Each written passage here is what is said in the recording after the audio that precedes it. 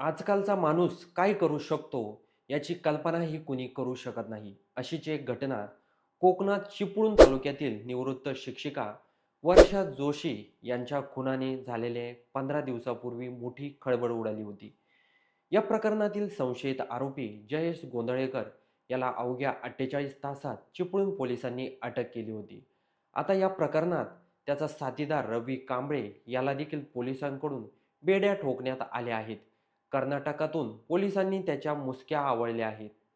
त्याचबरोबर चिपळूण येथील शिक्षिकेची खून प्रकरणातील दुसरा आरोपीही गजाआड रत्नागिरी जिल्ह्यातील चिपळूण तालुक्यातील धामणवणे खोतवाडी येथील 63 वर्षीय निवृत्त शिक्षिका वर्षा वासुदेव जोशी यांच्या खून प्रकरणामुळे परिसरात भीतीचं वातावरण निर्माण झाले होते. 15 दिवसापूर्वी त्यांचा हातपाय बांधून निर्घृण खून करण्यात आला होता. या प्रकरणात चिपळूण पोलिसांनी तपास सुरू केला आणि अवघ्या 48 तासातच या खुनाचा मुख्य संशयित आरोपी जयेश भालचंद्र गोंधळेकर याला अटक केली.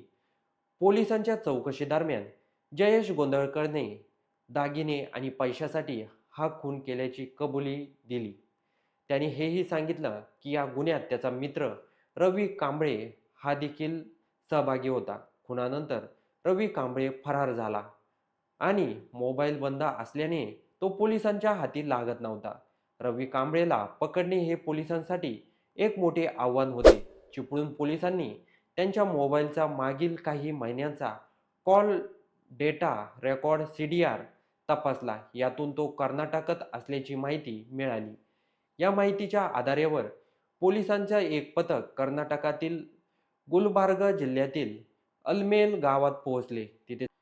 तिथे चौकशी केल्यानंतर रवीची पत्नी आणि मेव्हणे यांनी त्याच गावात लपून ठेवल्याची कबुली दिली. त्यानंतर पोलिसांनी सापळा रचून तब्बल 11 दिवसाच्या अथक प्रयत्नाने रवी कांबळेला अटक केली. ही चिपळूण पोलिसांसाठी एक मोठी कामगिरी होती.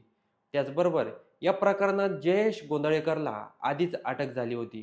त्याची पोलीस कोठडी संपल्यानंतर त्याला पुन्हा न्यायालयात हजर केलं. त्याला 4 दिवसाची आणखी पोलीस कोठडी मिळाली आहे. त्याचप्रमाणे कर्नाटकातून अटक केलेले रवी कांबळेलाही न्यायालयात हजर केला असता त्याला 6 दिवसाची पोलीस कोठडी सुनावण्यात आली आहे. सध्या दोन्ही आरोपी पोलिसांच्या ताब्यामध्ये आहे आणि त्याची कसून चौकशी सुरू आहे.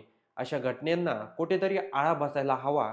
हे संपूर्ण प्रकरणाबद्दल तुमचं काय मत आहे हे आम्हाला कमेंट बॉक्समध्ये नोंदवायला विसरू नका आणि व्हिडिओ आवडला असेल तर सर्वात आधी चॅनलला सबस्क्राईब नक्की करून जा.